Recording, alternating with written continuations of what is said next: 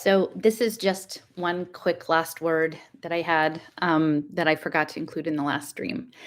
Um, had a couple people the last couple times in my comments say you talk about love, but you're just not super nice to us in the comments, and I don't see the connection. Um, and so I want to just say I think that there's maybe a disconnect between love and being nice. And it's not always the same thing. Like, sometimes people who love you, you need a kick in the butt to get it right. And, I've been pretty patient going along trying to bring people along, and I know some people are like, "Oh, you need to hold my hand and be super nice to me so I'll get it."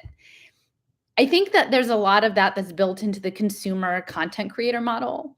This idea that I'm a consumer of you, and so you need to do what I say, you need to treat me the way I think I should be treated. And I'm here to say I'm treating you guys like adults. I'm figuring if that you're on my page, you're here because you find parts of the information that I share useful and informative. And I'm telling you to step into your power. I'm telling you to that together we can do this. Like, coming from a place of love, we can actually engage in the energetics of what's happening. But I don't actually have to hold your hand and like go there, and let me feed your ego about all of this. If what you're doing is you're coming onto the page, and it's kind of clear that you haven't actually like internalized the information that I'm sharing or the content, yeah, I'm gonna like give you a little push along, not to push you out, but to say like you need to step it up. You're not like on the right track, and that's from a loving place. I mean, um, it's you don't have to just be a nice pushover and somebody who is just telling people what they want to hear. Um, in order to bring them along. And I think that that's sort of a messed up aspect of this social media culture is that um, there is some idea that between people who have ideas and people who are interested in hearing the ideas, that there's some relationality there, that we're supposed to be um, like managers, that the customer is always right or something like that. And that's not where I'm coming from. But it doesn't mean that I'm not loving. Um, I'm loving because I have high expectations. I won't exactly say like I'm a tiger mom of impact finance, but maybe I am, right? Maybe I'm here to kind of kick your butt a little bit and tell you that we need to step up. And if you're expecting somebody who just wants to be super nice all the time, that's not me. But that doesn't mean that I'm not coming from a place of love. I'm coming from a place of direct engagement, blunt.